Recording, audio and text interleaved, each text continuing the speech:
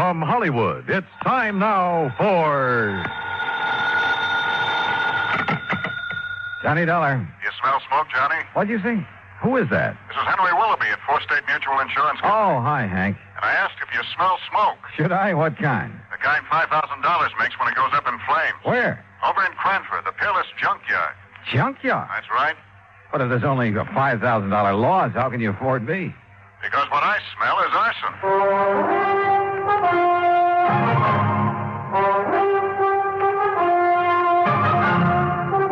Bob Bailey in the exciting adventures of the man with the action-packed expense account. America's fabulous freelance insurance investigator. Yours truly, Johnny Dollar.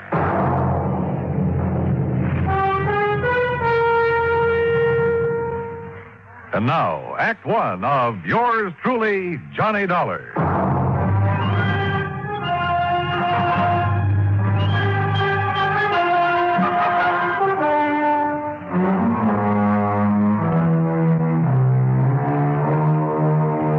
Expense account submitted by Special Investigator Johnny Dollar to the Fourth State Mutual Insurance Company, Hartford, Connecticut.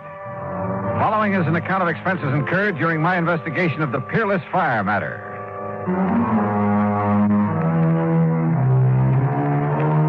Expense account item one, $1 even, cab to Hank Willoughby's office in the Security National Building, where he lost no time in getting to the point. Policy was taken out by one Oscar H. Lehman about 4 years ago. He's the owner of the junkyard. Address of the yard is corner of Howard and Kingsway Boulevard. And why do you suspect arson, Hank? That fire didn't start until about 4 o'clock this morning. When I got here to the office a few minutes after 9, the claim was already on my desk.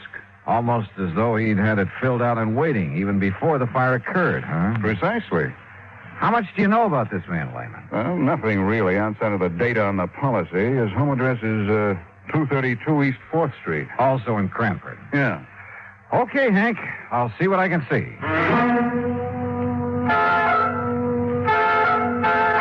Item 2, 40 cents phone call to make sure the suspect, or at this point, I guess I'd better call him the client, to make sure he'd be around for questioning.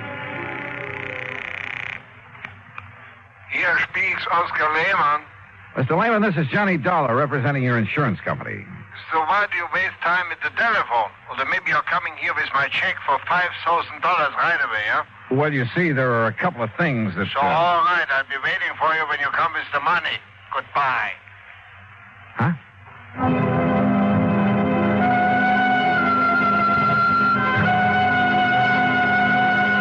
Item 3, $1.20 for a train ticket to Cranford. Item 4, $2 for an old rattletrap taxi when I got there.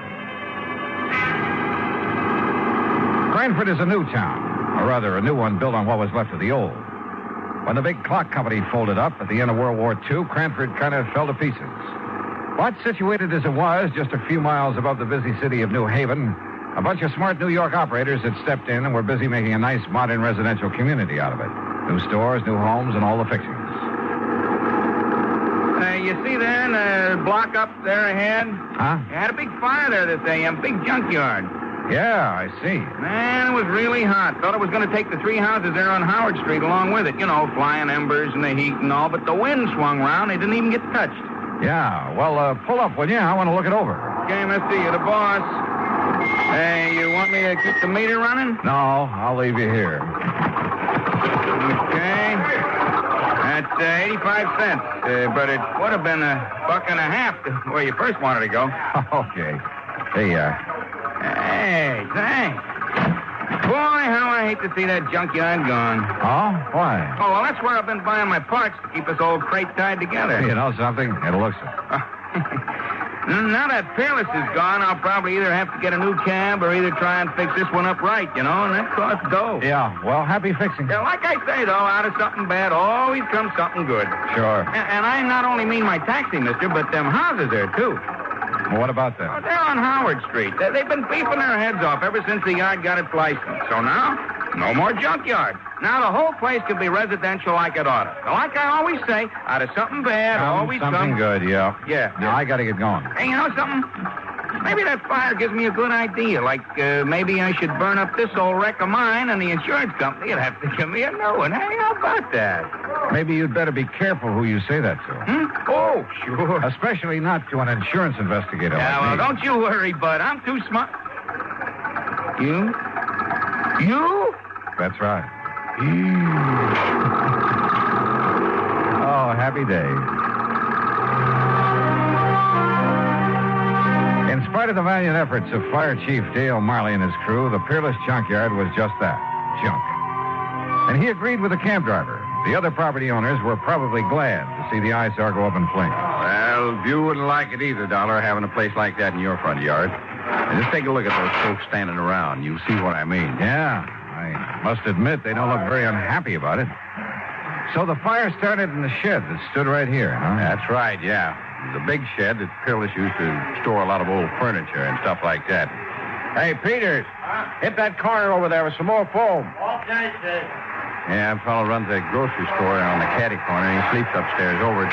Said it woke him up. Went off with a boom, like a small explosion. Have you considered the possibility of arson, Chief?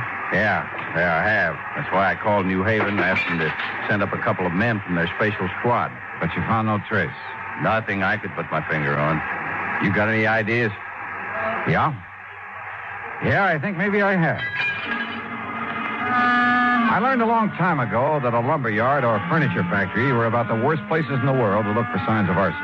The wood goes up so hot and so fast. And the remains of this shed wouldn't be much better. So I walked over to the little grocery store and spent item 5, 21 cents, for a loaf of white bread. Then I rejoined Chief Marley at the ruins of the shed. The arson experts can come up from it. Hey, what's the matter, Dollar? You get to eat breakfast? Oh, something like that. Hey, you want a chunk? Not without strawberry jam and a cup of coffee. Hey, Herb, take it easy over there. Hey. Stomping around like that, you wipe out all the clues. Now, like I told you, Dollar, the fire started somewhere right around here. Uh-huh. And the quick shift in the wind moved it over that way. Uh-huh. Chief. Yeah. Here, chew a piece of this fresh bread. What? That's right, chew it. Get the taste of it in your mouth. What for? Just do it, will you please? Here. Well, you got an idea, son? You bet I have. Here. You mean chewing on a hunk of bread is going to what? Now swallow it. What is this, a gag or something? No, not by a long shot. Now watch. Well, don't throw it away. Now you got my appetite up. I'll have some more. Here now. Chew on this piece. What? After you dropped it in the ashes? That's right. Chew on it. Oh, now, Go wait. ahead, do it. I'm serious. Holy kerosene. That's right. Well, I'll be doggone. Yeah? Fresh bread will pick up even the slightest trace. Even after the fire? Even after a fire. That means kerosene was brought in and poured over the floor of this furniture shed to set it off. And, Dollar, I'm going to get in the police and have them lock up old Oscar Lehman so No, fast. wait. What for? Until I can talk to Lehman. Well, now, look. You look. This isn't any absolute proof of arson. Well, it's good enough for me. It's good enough for a suspicion charge. I'll tell the police what I found out. Who found out? Well, What I found out. Now, don't forget that. But if it puts us on the trail of an arsonist, if you like, you can take the credit for it. Only if you'll cooperate. Yeah, but Dollar... Otherwise, you'll lose any cooperation from me. Okay? Okay. Item 6, 80 cents, cab to the address on East 4th Street where Oscar Lehman lived. Like the Howard Street address, this was a has-been section. Lehman's home reminded me of some of those on the other side of the town, next to the junkyard. When the old character let me in, I wasted no time in getting to the point. You ask why I should be staying here in my home instead of at the yard? And I'm asking you why not? What good can I do over there? My lovely junkyard is gone. There's nothing I can do. So I'm waiting here to collect the money your company owes me. So are you going to pay me or not? Well, now, that depends. As I started to say, Mr. I Lehman. tell you, I didn't even know about the fire till I went down there to open up the gate and start the day. What time did you go down there, Mr. Lehman? 11 o'clock, like always. Well, you sure didn't waste any time getting your claim into the office in Hartford, did you? Of course not. So soon as I see what's happened, I sign up the claim and take it to Hartford. And the office is closed, so I leave it under the door. Yeah, well... What else could I do? Sit around and wait to think about it while the money's coming to me? It's my money, so I should have it. You know how much merchandise I have in that yard? $25,000. Retail? Yeah. Then why'd you burn it up? You think I'm crazy I should do such a thing? Don't you understand now I'm out of business for God? Oh, what do you mean? My license for the yard on condition, you know. A conditional license? Yeah, that's right. If I'm not in business, every day I lose the license. I lose the lease on the land. Then they make houses, little stores. It's a big development company. So you're crazy to come and talk to me, tell me I should set fire. Maybe I've suddenly changed my mind, Mr. Lehman. Maybe I've already met the arsonist. Huh? And I was just too blind to see him.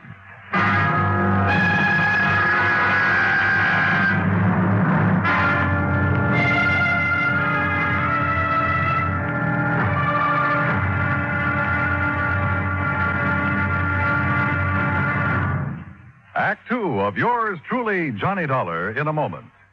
Our flag now numbers 50 stars. And behind each star there stands yet another flag representing one of the 50 states. Missouri's state flag is a horizontal tricolor of red, white, and blue. In the center is a circular device bearing the state coat of arms. An eagle, symbolizing the superior authority of the nation. A grizzly bear representing Missouri, chosen for his size, strength, and valor. And a crescent moon, symbolic of the shield carried by the second sun. Missouri being the second state carved out of the Louisiana Territory. A belt encircles the coat of arms with a motto inscribed, "United we stand, divided we fall." Atop the flag is a cluster of stars representing the Union, with a larger star for Missouri as she surmounts her difficulties and assumes her rank among the states. The state motto is also inscribed on the flag, Salus Populi Suprema Lex Esto. The welfare of the people shall be the supreme law. Surrounding the device is a group of 24 stars. Missouri's state flag, the flag of the 24th state to enter the Union, was adopted on March 22nd, 1913. And now, Act two of yours truly, Johnny Dollar, and the Peerless Fire Matter.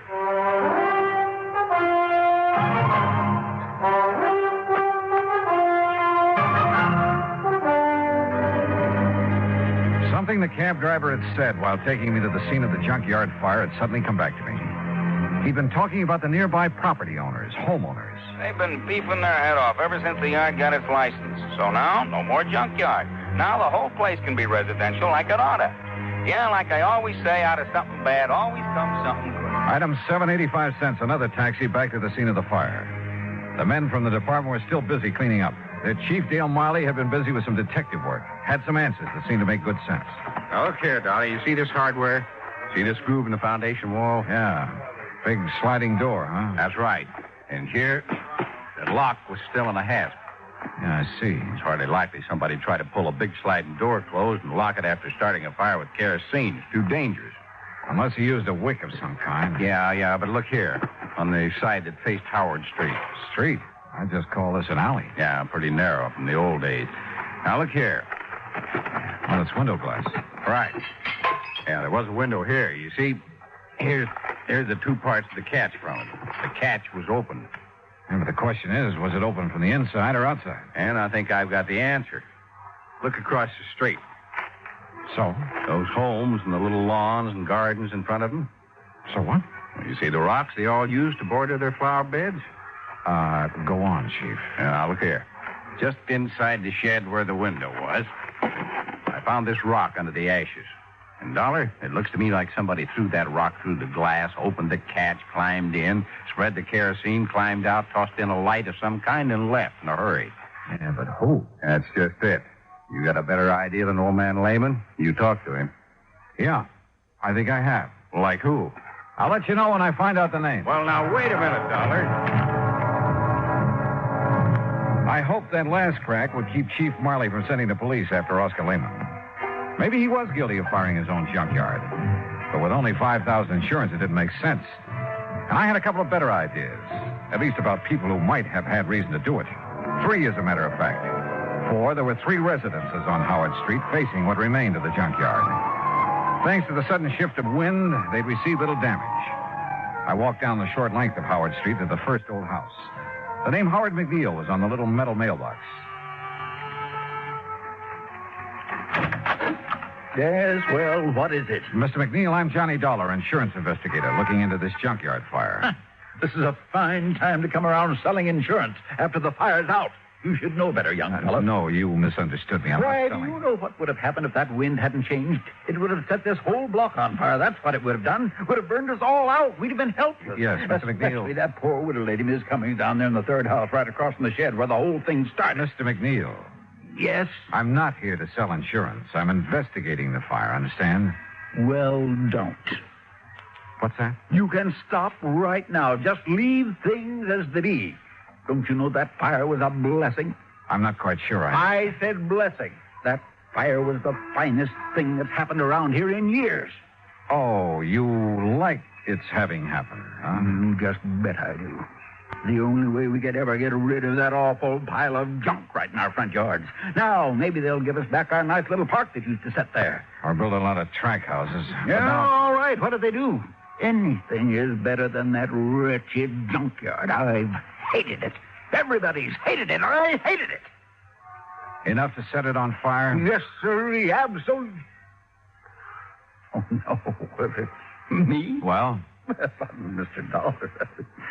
A quiet, peace-loving person like me? Oh, no. Why, I wouldn't even think of such a thing.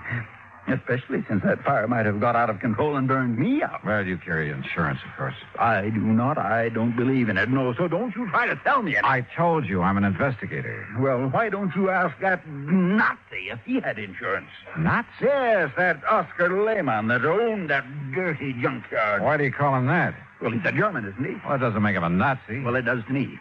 Anybody who'd wangle a license to put up a filthy place like that on our beautiful street, especially if he's a German, well, to me, he's a Nazi of the worst kind, the very worst kind. Thinks he's a ladies' man, too. All right, now, have you any idea who, besides you, would have liked to see that place burned out? I certainly have. Oh. Why don't you ask the police? They were here at dawn asking us all questions. You said asking us all. Of course, I mentioned the widow Cummings that lives in the third house, and then there's Miss Gertrude Mary Anastasia Conroy, the nice spinster lady who lives next door, and it's a very charming lady, Miss Conroy. Yeah, well, now would you mind? Oh, and what spirit she has. Now, that's the way I like them, Mr. Dollar. Ladies with spirit. And do you know something? One of these days, I'm going to ask her for a date in spite of the competition. You never have? No, sir. No. I'm not the bold type like some people I know, but I've been working up to it. And how long have you been a neighbor? 16 years, and you mark my word, one of these days I'm going to march right up on her front porch, and Miss Conroy, I'm going to say... Yeah, well, thank you very much, Mr. McNeil. Yes, but I was going to tell you, but... oh, dear, I must have said something wrong.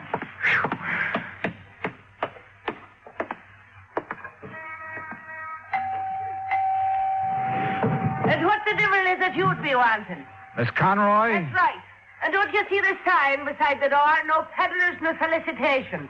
So be gone with you. I'm busy clearing the smoke out of your house for that awful fire this morning. Well, that's what I'm calling about, ma'am, that fire. I'm an insurance investigator. Investigator, huh?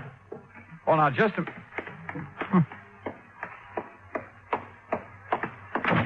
If you're an investigator, young man, let me see your badge. Badge? That's right. If you're an investigator, you're a detective. And if you're one of them, you're with the police force. No, And if you are, you can go right back and tell your chief I've had me filled right up to here with answering full questions about that fire. As if I myself did it, huh? Well, did you? For years now, I've connived and connipted how to get that terrible, dirty, filthy junkyard out of this neighborhood. And now, poor soul, he's lost it. Oh, I could cry my eyes out. You what? Oh, such a lovely old man he is when I finally met him, that dear Mr. Lehman.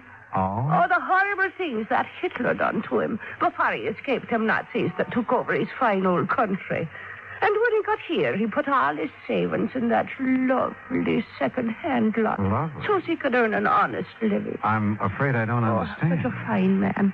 Such a gentleman. The way he'd click his heels and bow when he come and call in on Sunday afternoon. Oh, he was such a gentleman. Wait a minute, Miss Conroy. I don't get it. A couple of minutes ago, you sounded as though you hated that junkyard. Second-hand lot.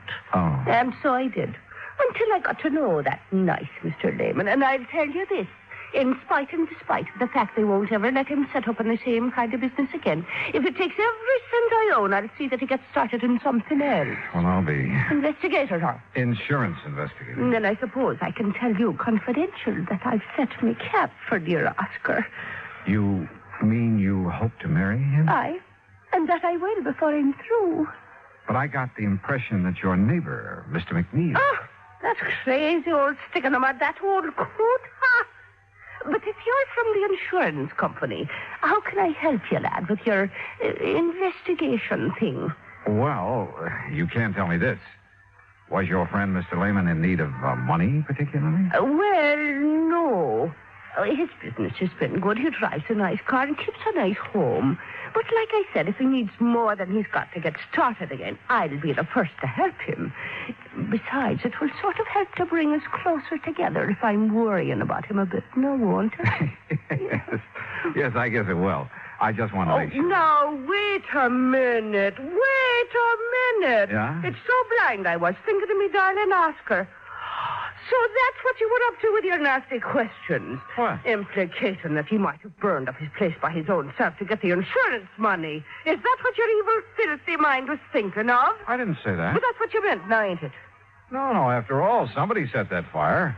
And if he was in need of money... And just because I told the poor soul to get his claim in real quick this morning... You told him. Of course I did. Give him something to do besides standing around in the ruins, crying his poor old eyes out, keeping his sorrows to himself. But I'll soon put a stop to that. I'll cook him up a real nice mess of corned beef and cabbage, a German style, that is, and take it over for his supper to comfort and keep him company. And what will you be doing for the poor soul? Well, that depends. Oh, it depends, does it? Well, you and that insurance company better pay up what you owe him instead of making snide talk about maybe he himself set that fire in his... Oh, get out. Go on, get out. Why should I be wasting my time talking to the likes of you when I've got cooking to do for me? Oh, brother.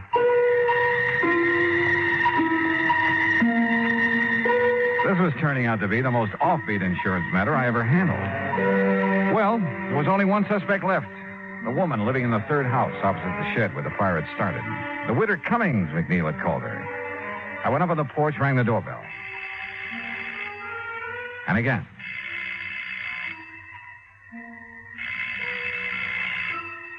After the third time, I was about to decide no one was home when the door slowly opened.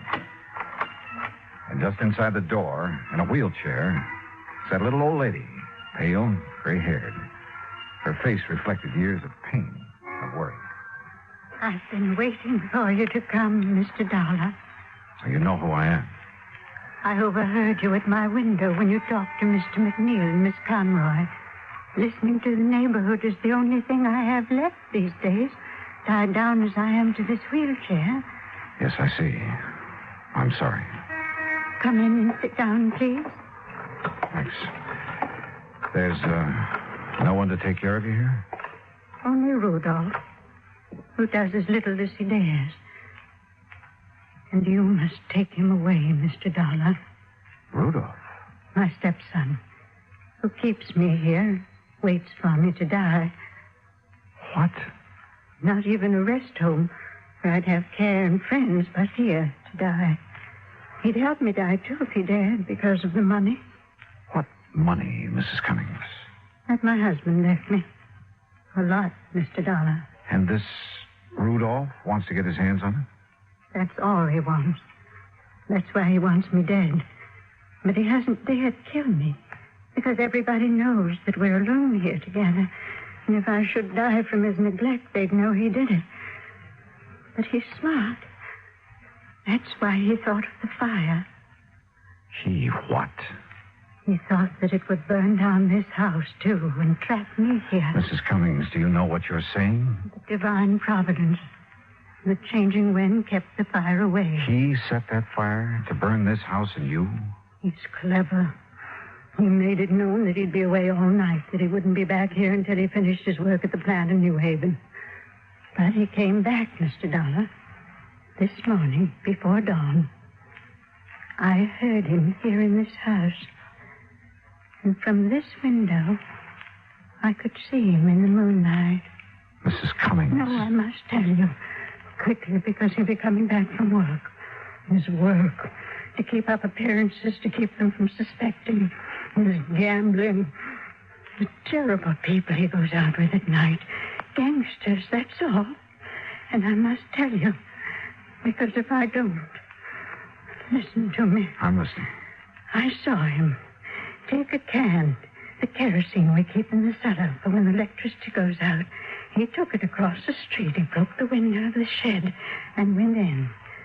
Then he came out. He threw a piece of burning waste back in. Then ran. Mrs. Cummings, are you sure? I lied to the police. I couldn't make myself tell them. After all these years of knowing what he's been and saying nothing. Well, I thought I'd wait for him. Maybe when he saw his evil plan had failed, that I was still here. Maybe I could make him give himself up. But in my heart, I knew he wouldn't. Because he's bad. All bad. Mrs. Cummings, I'm glad you told me. God forgive me. But I knew that if I didn't, he'd find some other way to... You must take him away, Mr. Dollar. Before he does murder.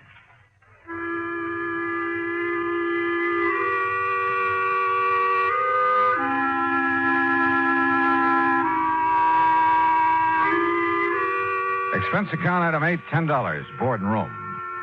I've stayed an extra day in Cranford to clear things up. For while I waited for Rudolph to return, I found the kerosene can he'd used down in the cellar. Chief Marley found the top from it in the ashes. The police have since found only his prints on it. Rudolph is in the city jail. And I'm sure Mrs. Cummings will testify against him. After all, her life is at stake. Hospital layman, his claim will be paid in full. Well, I hope he and Miss Conroy live happily ever after. Expense account total, including incidentals on the way back to Hartford, $14.46. Yours truly, Johnny Dollar.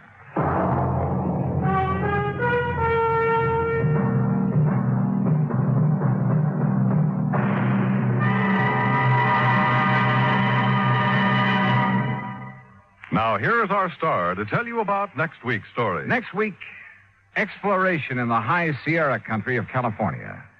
And at the end of the trail lies death. Join us, won't you?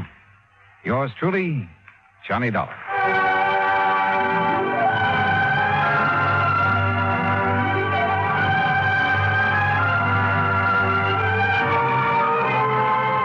Yours truly, Johnny Dollar, starring Bob Bailey, originates in Hollywood. It is produced and directed by Jack Johnstone, who also wrote tonight's story. Heard in our cast were Virginia Gregg, Peggy Weber, John Stevenson, Herb Vigran, Hans Conried, Forrest Lewis, and Parley Bear. Musical supervision is by Amerigo Marino. Be sure to join us next week, same time and station, for another exciting story of yours truly, Johnny Dollar. This is Dan Cubberly speaking.